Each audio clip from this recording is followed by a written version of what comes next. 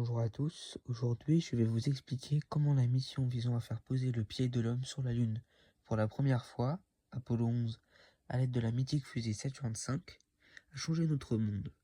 Pour cela, il serait judicieux d'expliquer le fonctionnement de cette fusée, mais également d'explorer l'aspect historique de cette mission, de parler des astronautes qui ont participé, des innovations qui ont été créées ou améliorées grâce à cette mission, du déroulement de celle-ci, ainsi que des découvertes faites sur la Lune.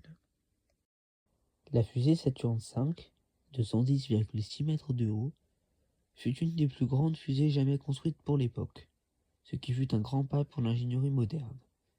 Elle fait aujourd'hui toujours partie des plus grandes fusées.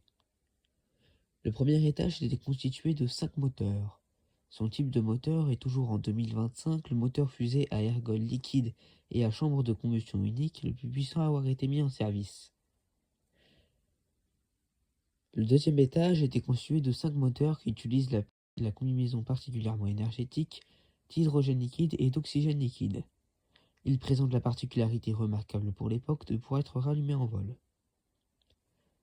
Le troisième étage était constitué d'un seul moteur, et le module de commande était constitué d'un seul moteur qui brûlait 2 ergols hypergoliques. Il présente la particularité remarquable pour l'époque de pouvoir être rallumé en vol. La réussite exceptionnelle du programme Apollo concluait une incroyable décennie de rivalité entre les États-Unis et l'Union soviétique. Moscou se remettra difficilement de ce quasi sans faute de l'industrie et de la technologie états-unienne. Le lanceur N1, censé concurrencer la fusée Saturn V pour envoyer les Russes sur la Lune, connaîtra une succession d'échecs tenus secrets pendant 30 ans. Cet épisode de la conquête spatiale concluait 10 ans de rivalité entre les États-Unis et l'Union soviétique. Le fait que des humains aient pu aller sur la Lune changea notre perception du monde. Ces humains furent Neil Alden Armstrong.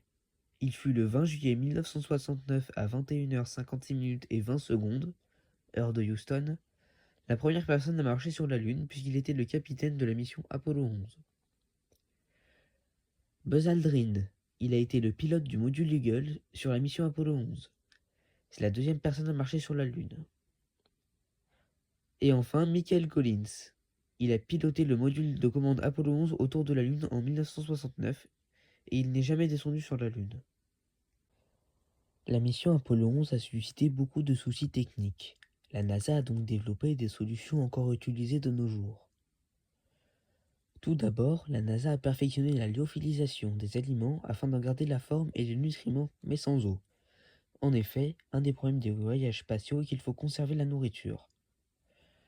De plus, la NASA a amélioré les techniques d'analyse numérique d'images développées, appelées IRM, pour améliorer les images de la surface de la Lune. L'IRM est aujourd'hui utilisé en médecine. Ensuite, la NASA a créé les outils sans fil pour effectuer de potentielles réparations dans l'espace, tels que les perceuses sans fil.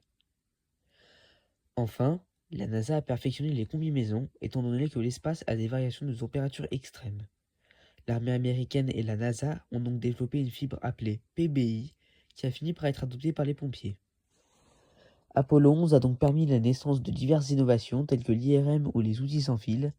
En effet, pour Apollo 11, la NASA a déposé plus de 3000 brevets, comme le système de purification de l'air, de recyclage de l'eau, etc. La NASA a pour la première fois essayé de faire un rendez-vous en orbite lunaire, ce qui fut un grand pas pour l'astronautique. La mission s'est déroulée comme ceci. Première étape, décollage le 16 juillet 1969 à 13h32 à bord du lanceur Saturn V. Deuxième étape, largage du premier étage, puis du deuxième étage dans l'atmosphère terrestre. Troisième étape, 2h30 après le décollage, allumage du troisième étage pendant 6 minutes pour quitter l'orbite terrestre. Quatrième étape, 30 minutes plus tard, le module de commande et de service se détache, pivote de 180 degrés, s'arrive au module lunaire, puis les deux se séparent du troisième étage. Ces deux modules constituent le vaisseau Apollo. Cinquième étape, le vaisseau arrive en orbite lunaire 72 heures après le décollage. Sixième étape, après 13 orbites lunaires, le module lunaire se sépare du module de commande et de service. Collins reste en orbite. Armstrong et Aldrin descendent vers la Lune. Septième étape, Le module lunaire se pose dans la mer de la Tranquillité le dimanche 20 juillet 1969 à 20h17. Huitième étape. Décollage de la Lune 124 heures et 22 minutes après le début de la mission. Neuvième étape. Le module lunaire rejoint le module de commande et de service en orbite lunaire. L'étage de remontée du module lunaire est largué et retombe sur la Lune. Dixième étape. Allumage des moteurs du module de service pour se placer vers une trajectoire de retour vers la Terre. Onzième étape. Le module de service est largué. Le module de commande rentre dans l'atmosphère terrestre avec les 3 astronautes à bord. Douzième étape. Amérissage dans l'océan Pacifique 195 heures et 19 minutes après le début de la mission. La NASA a réalisé diverses expériences. Leurs résultats ont changé notre façon de voir l'astre de la nuit. En effet, au cours de cette mission, 21,7 kg de roches et de sol lunaire sont collectés et plusieurs instruments scientifiques sont installés à la surface de notre satellite. En effet, une feuille d'aluminium traité servant à mesurer le vent solaire en dehors de la magnétosphère terrestre, un sismomètre visant à déterminer la structure, l'activité tectonique, la nature physique et la composition de la Lune, ainsi qu'un miroir servant à mesurer la distance Terre-Lune avec un laser, sont déposés sur la Lune.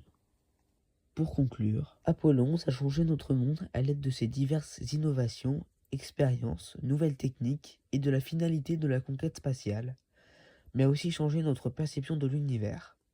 En effet, la perception de notre place dans l'univers a changé lorsque l'homme a fait le premier pas sur la Lune, qui était depuis des millénaires objet de vénération, de rêve ou de superstition. J'ai fini mon exposé, merci de m'avoir écouté.